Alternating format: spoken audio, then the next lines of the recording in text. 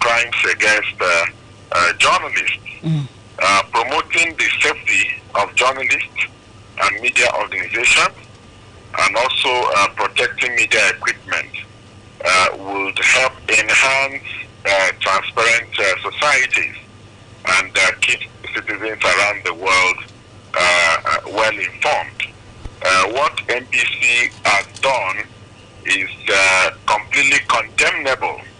You know that democracy has got its unique features. Those days in school, they will ask us the primary definition of democracy will say government of the people, by the people, and for the people. What it simply means is that the people are at the center of democratic governance, and any time you restrain them from free expression, then democracy takes flight. You know, and that's why we have made it very clear that they have to rescind that anti-people policy. Aside the call you made for the rescinding of the anti-people policy against Nigeria and Info, are there other practical steps you're taking to ensure, like we've also heard Serap call on the president to talk to the Minister of Information to take back the NBC Code Assist amendment? Well, we have said that today again. We are formally going to do a letter to Mr. President, also stressing the same issue. If within a period of time that is not done, we're going to take another step. Okay. We might be forced to call for the sack of the Minister of Information because we have continued to chronicle some of the positions he had taken against the media.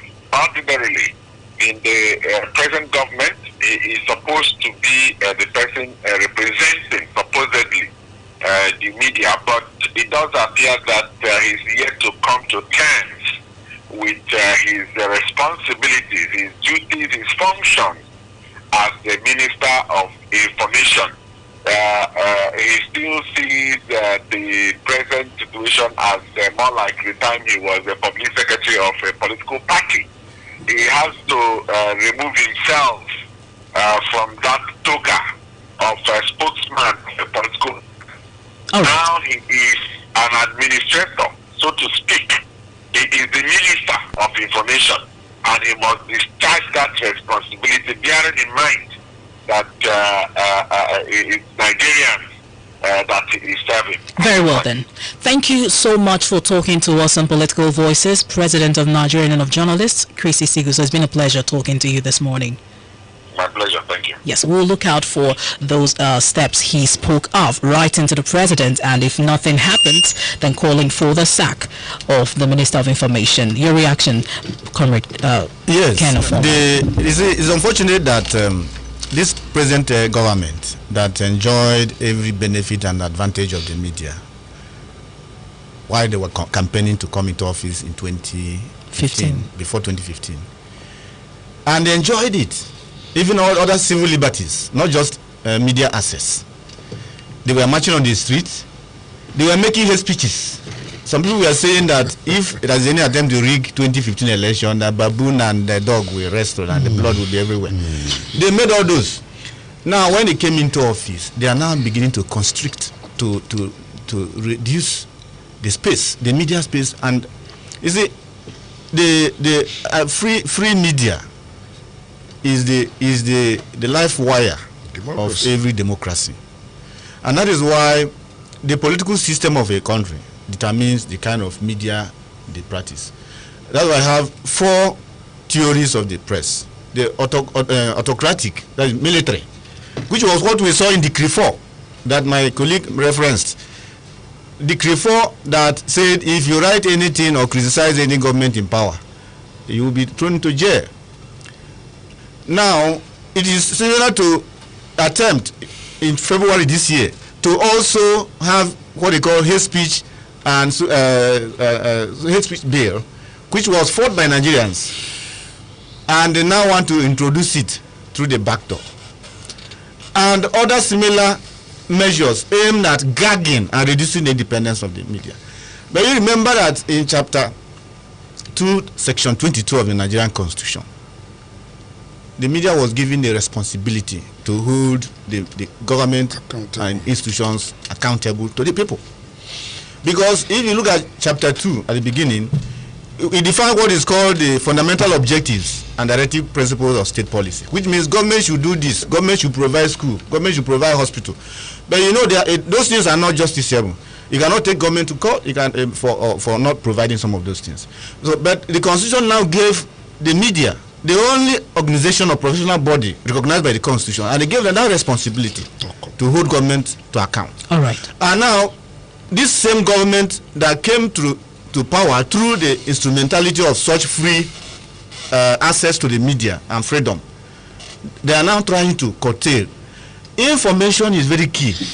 You can never stop the people from having access to the media. You can never stop the media from giving people information that will help them, educate them, bring development, help them exercise their freedom.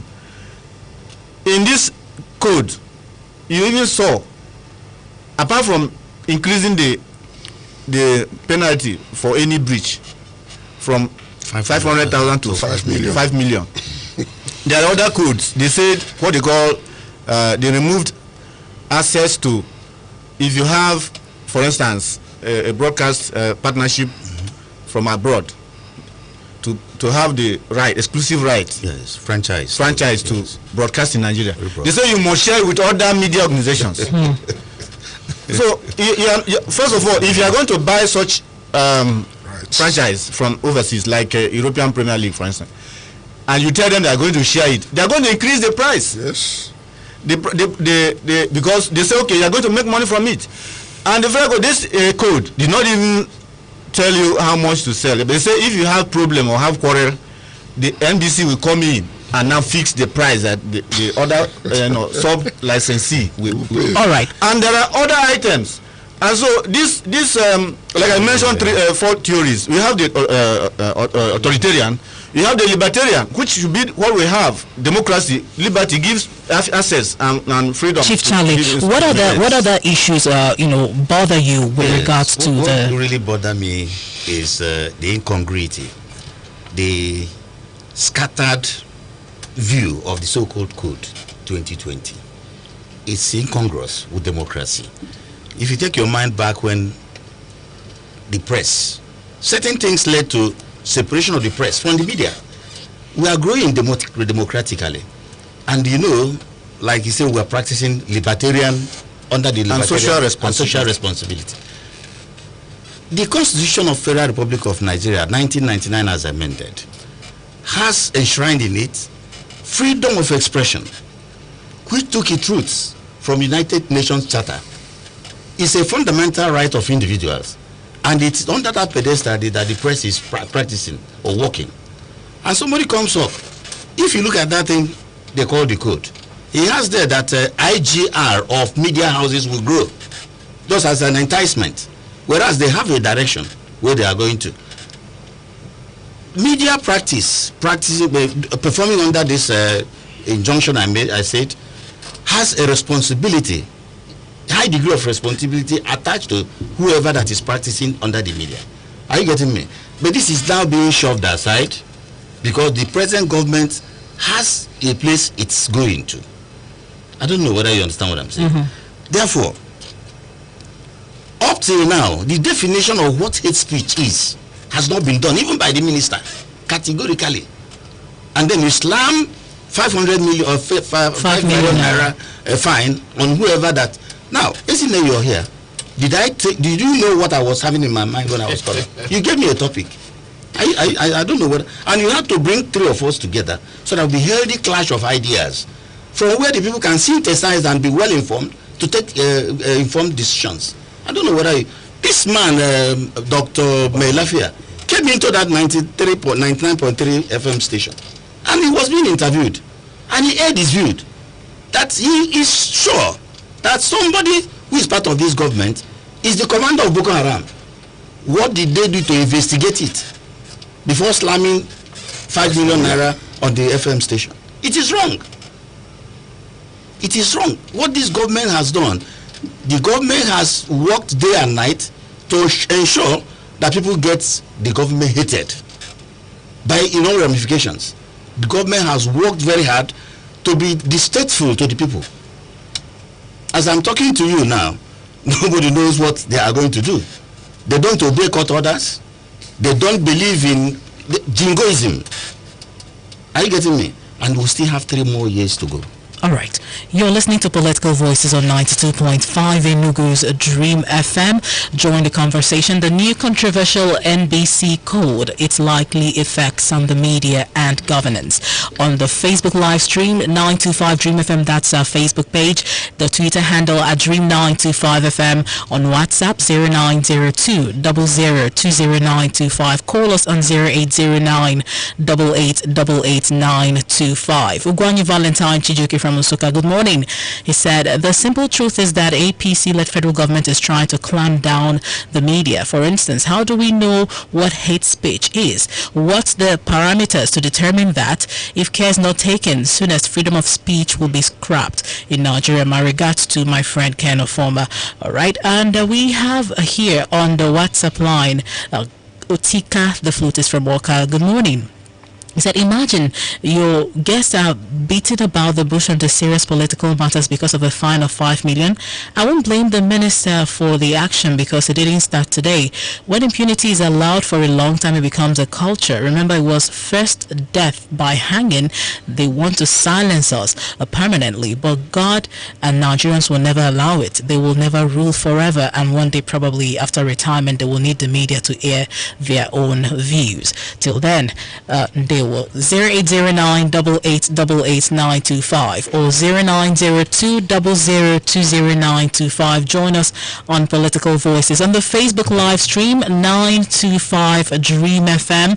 Endeavor to join us there this morning, or the Twitter handle at Dream925FM. Ovuna Dickland, good morning. He said, my take on this issue is that the federal government should directly inform the citizens that freedom of information is cracked in this country, because politics without criticism is more of an autocratic government. The reason is that how can you identify hate speech in politics, especially in a campaign battlefield? Also, who and who do they impose the 5 million, or do they want to impose a 5 million naira fine on? Is it the poor masses?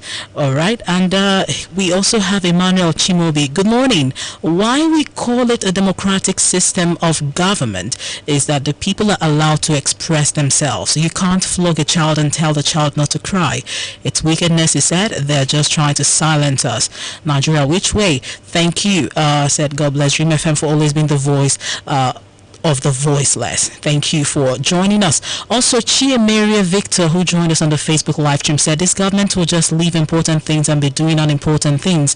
Any attempt to gag the media and freedom of speech is just catastrophic for development of our democracy. There is a thin line between regulation of freedom of speech and preventing freedom of speech. Maga Namani, who joined us on the Facebook live stream, said the joy of democracy is wholly embedded in the fundamental human rights. Therefore, the fine attached to hate speech may in one way or the other make or mar the rights to freedom of speech and freedom of expression. It is really not a good omen to a democratic nation like Nigeria. Thanks and God bless Nigerians.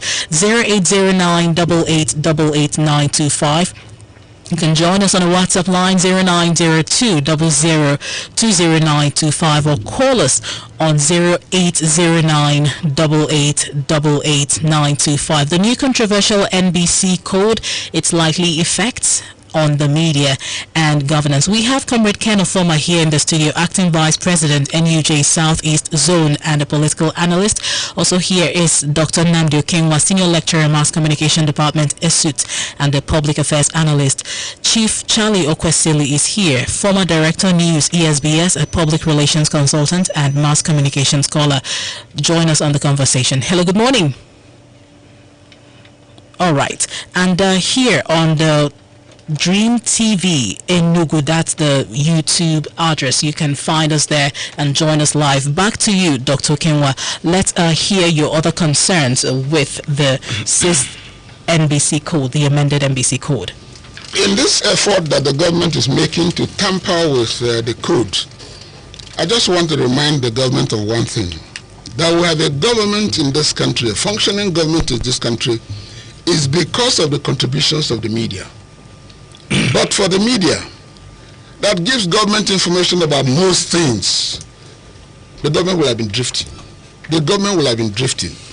Now, Lai Mohammed is talking about money, but one thing gladdens my heart.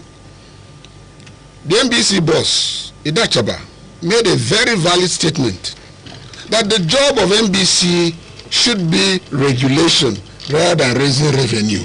Oh, very big, gladdened my heart a lot. Because that is what I know that the country is cash-starved now. So every way of generating money will be pursued. And this is a dangerous one. So maybe by the time we wake up tomorrow, it will change from 5 million to 50 million. So that everybody will be trampled. So, but I see what is happening now is that there is some measure of confusion. When Lai Mohammed wakes up, you find that Garba and Femi, they cool down because they know they cannot face him when he goes on rampage. Actually, it was the acting NBC Director General Armstrong Idachaba that said that they carried all stakeholders along during the amendment, but the chairman, the board chairman of NBC, Aliyu Bilbis, is the one who faulted the involvement of the Honorable Minister of Information. He said, however, that even if the Section 6 of the NBC Act conferred on him the power to give directives of a general character to the Commission, it does not infer that he should substitute the board by usurping the functions of the same board. Well, you see, one thing about Idachaba, you know there was some controversy before he was appointed. So I guess he may be dancing to the tunes. He will not be in a position to quarrel now or to disagree now. He should control with whatever they're doing now. So, but one thing is clear. I want to tell you, I know Idachaba well. He's very uncomfortable in that seat now. He's a very, very uncomfortable. I met him sometime at the Unilag. He's a very uncomfortable person now in that position.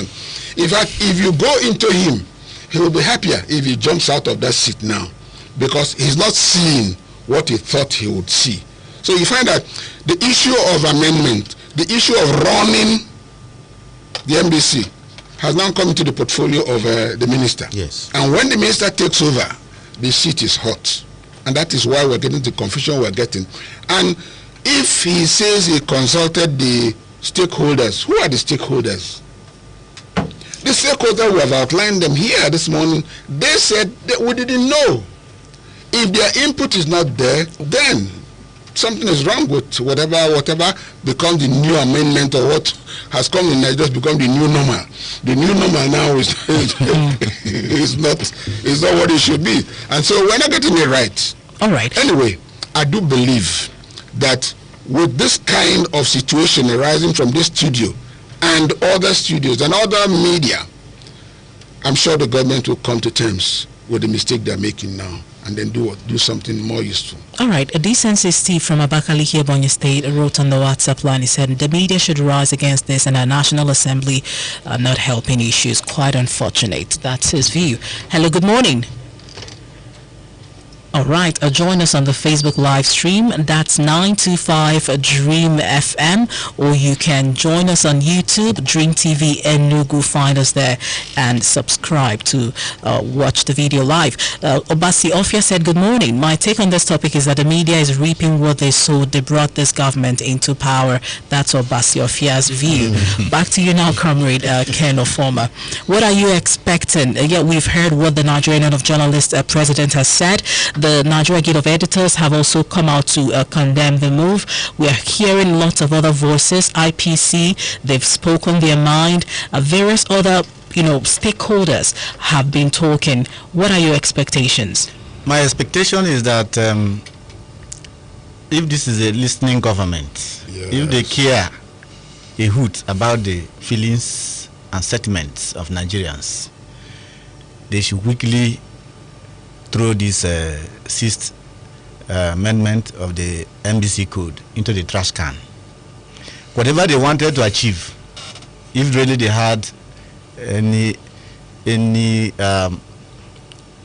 altruistic objective, that is selfless, if it is not to gag the press, if it is not to gag the opposition, and if it is not to raise money, this trade, then they should consign this into the dustbin. The reason is that in the so-called hate speech, or whatever they want to prevent, there is already provided in the 1999 Constitution. Yes. Because the freedom of expression and other civil liberties, they are not absolute. That is why when you swing your arm, where it stops is where my nose begins. And if you mistakenly overstretch to hit my nose, that means you are overstepping your own freedom and encroaching into my own freedom. So the Constitution made provision for all this. And that is why whatever you are broadcasting, whatever you are writing, you still have the law of defamation, sedition, and libel.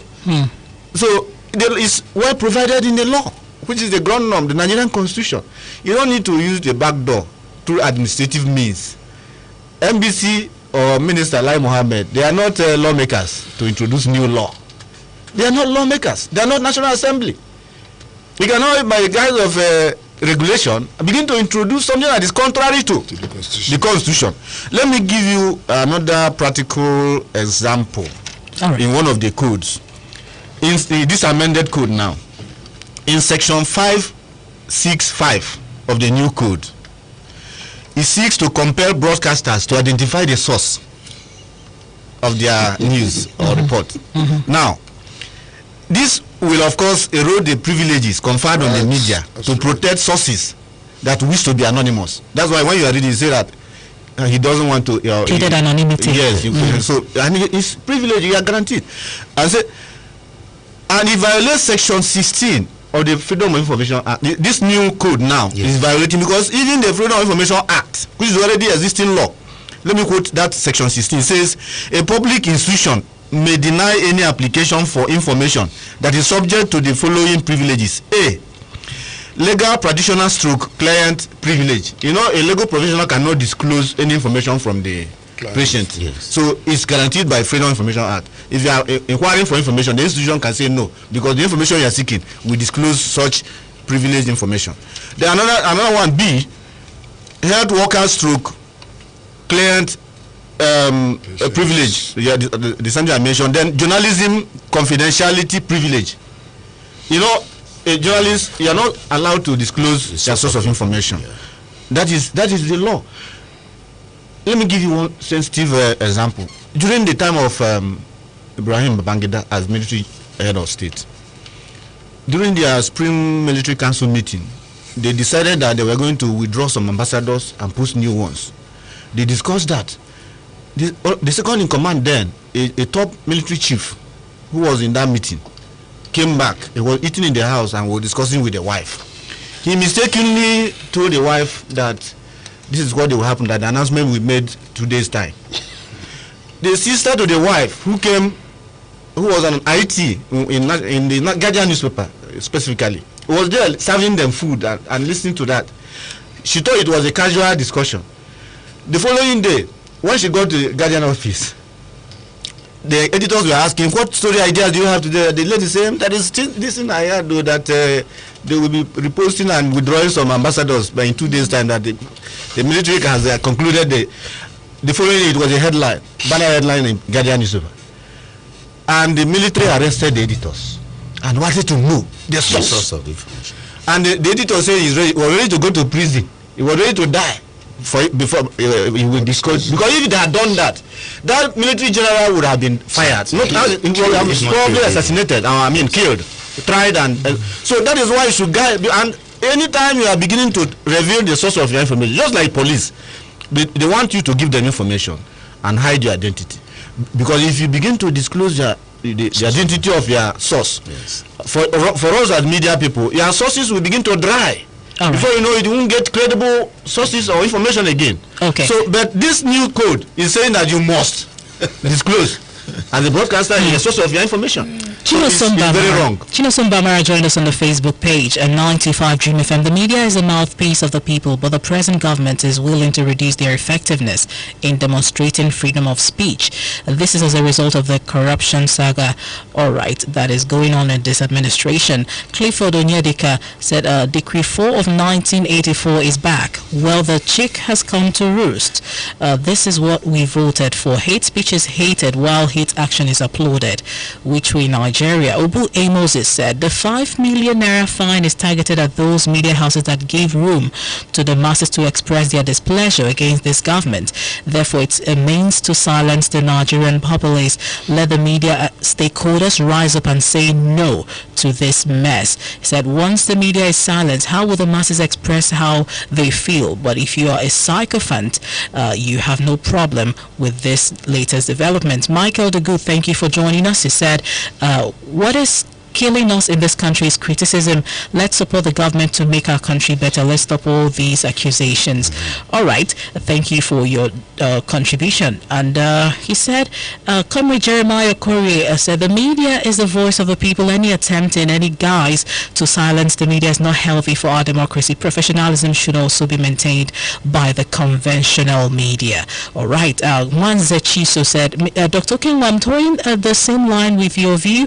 If not, he said, it's a serious throw, or is it serious a problem to journalism, also a drawback to its work. Media is the key, and it's becoming more advanced in our own generation. Nigerians are expecting more positive moves by the NUJ president and its board because it's targeting the people of Nigeria at large. Well, Chief Charlie. Yeah, this will go back to 1993 when we had this kind of scenario. It created opportunity for underground media to emerge, especially in the West. So it's a blessing in disguise. What you're hiding will eventually be imploded. Like in psychology, they do say that what you're asking a child to avoid, he seeks an opportunity to evade. Are you getting me? Usually an implosion. So they are trying to test the ground, and it's going to surely create more avenue for emergence of more media houses, tabloids, because no government has received the kind of bash this current administration has received, and they're not getting ready to change. They're not getting ready to change. Imagine if we go by what they want to do, it's going to engender a party in nationalism. Are certain programs dwelling on critical analysis of political development across the nation may no longer see faces in the media. People you invite, especially resource persons, may not be wanting to come. They're afraid. Are you getting me? In other words, government is going to dominate the media space. That's what they want to do, and it doesn't work. It does not work. Whoever wants to talk to them should do that, but I know God, in His infinite mercy, will come to our aid. Dr. Kenwa. One thing that gladdens my heart again is when I remember the advert we used to have long time ago about the beetle. The advert says there is no killing the beetle. No matter what we do, the media cannot be killed. People cannot be made to stop talking. So no matter the effort the government is making, whether the government likes it or not, the government is benefiting from privileged information they even get from people. So to stop people from talking, I don't think it's going to be an endless battle, a battle that will end so easily. So I find that the truth is this: the media is getting more robust now. People are getting more media conscious. Information has become very serious ingredient to very many people. So to make people deaf and dumb now is going to be very difficult. So the efforts of, except Lai Mohammed decides not to sleep anymore, to remain awake all the days of his life, he will not kill. What other effects do you think this new controversial NBC code has on governance? Already, Chief Charlie mentioned apathy. Yes, apathy. Just like this kind of talk we're having now, people will be afraid. I don't know what I'll say now. They'll rush to this place and grab me. No, people will no longer write in the media. So you find that if they succeed in doing that, but I know they won't succeed, because we are not that kind of timid people. There are still some people whose voices cannot be silenced, and when we have such people, it's good for the government, because that shows that at some point in time they will stop. I will not overgoing, and they will stop a bit. But the way they're going now, I think the driver of this vehicle, who is Lai Mohammed, is driving too fast without seeing ahead of him where he will end up. So I guess that more caution is required. More caution is required in approaching issues like this. You don't wake up and take decisions unilaterally without consulting those who are supposed to help guide you to know what to do. Except that kind of guidance is given, there'll be a problem somewhere. Well, as a follow-up, there's something we are going to miss. The major targets has to do with non-conventional media. And the new media and opposition. Yes. Are you getting me? That's their target. Imagine the degree of influence enjoyed by the social media today. Conventional media stations are even depending on them. Yes, a lot. To source their information. So they are finding it difficult to cage them. Because anybody who has Android and is educated enough can write story, even conjecture, once it has to do with a system he doesn't want. Are you getting me?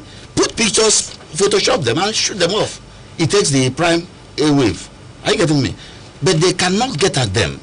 They want to frighten Nigerians using the modus of operation today. Are you getting me? So because the more they do this, the more they escalate the current propensity of what the social media does. Very well then. Thank you, gentlemen, for coming on today's edition of Political Voices. It's been a pleasure having you, Comrade Ken, former acting vice president, NUJ South East Zone, and political analyst. Thank you. My pleasure once again. Also, thank you to Dr. Nnamdi Okenwa, senior lecturer, Mass Communication Department, ISUT, and a public affairs analyst. Many thanks for coming. It's always my pleasure. Thank you as well, Chief Charlie Okwesili. Sorry for dashing you doctor initially. Don't worry. It was another song. I'm loaded. Yes, our former director, News ESBS, public relations consultant, and mass communication scholar. Thank you for joining us on the social media platforms, for airing your views. Remember, these views expressed by guests and callers are their views and not the view opposition of 92.5 Enugu Stream FM. Stay for the news at 10 on 92.5 Enugu Stream FM, and Political Voices returns tomorrow. Thank you to my producer, Oke Odogu, my production assistant, Lutando Kereke, yes, and of course Alex Obodo, who ensured that we stream live on these platforms. Go to YouTube, Dream TV Enugu, find us there, subscribe, click on the notification button. Stay here.